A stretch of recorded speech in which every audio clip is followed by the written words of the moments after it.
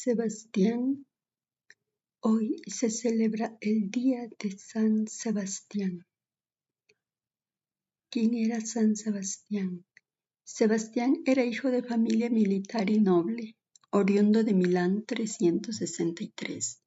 Fue tribuno de la primera cohorte de la Guardia Pretoriana, en la que era respetado por todos y muy preciado por el emperador, que desconocía su cualidad de cristiano.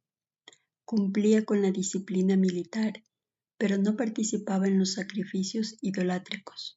Como buen cristiano, no solo ejercitaba el apostolado entre sus compañeros, sino que también visitaba y alentaba a los cristianos encarcelados por causa de Cristo.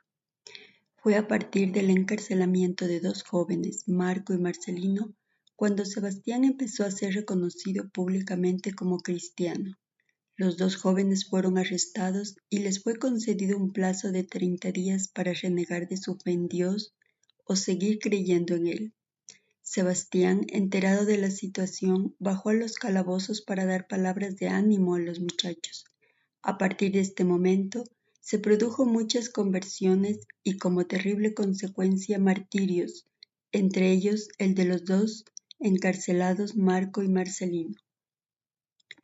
Debido a esto, el Papa San Cayo le nombró defensor de la Iglesia católica.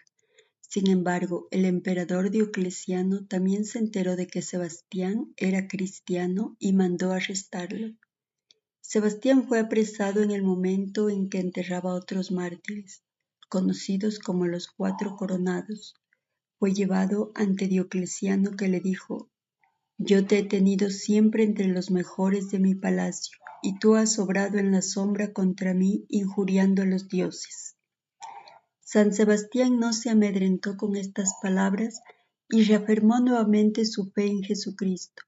La pena ordenada por el emperador era que Sebastián fuera atado y cubierto de flechas en zonas no vitales del cuerpo humano, de forma que no muriera directamente por los flechazos, sino que falleciera al cabo de un tiempo desangrado, entre grandes y largos dolores.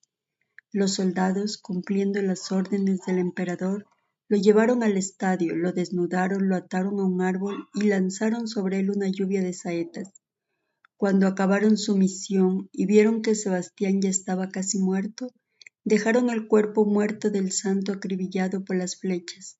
Sin embargo, sus amigos que estaban al acecho se acercaron y al verlo todavía con vida lo llevaron a casa de una noble cristiana romana, llamada Irene, que lo mantuvo escondido en su casa y le curó las heridas hasta que quedó sano.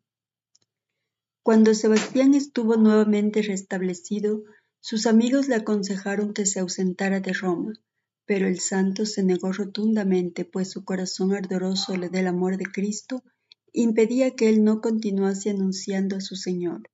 Volvió a presentarse con valentía ante el emperador, cuando éste se encontraba en plena ofrenda a un dios, quedando desconcertado porque lo daba por muerto, momento que Sebastián aprovechó para arremeter con fuerza contra él y sus creencias. Maximiano ordenó que lo azotaran hasta morir, año 304, y esta vez los soldados se aseguraron bien de cumplir sin errores la misión. El cuerpo sin vida de San Sebastián fue recogido por los fieles cristianos y sepultado en un cementerio subterráneo de la Vía Apia Romana, que hoy lleva el nombre de Catacumba de San Sebastián.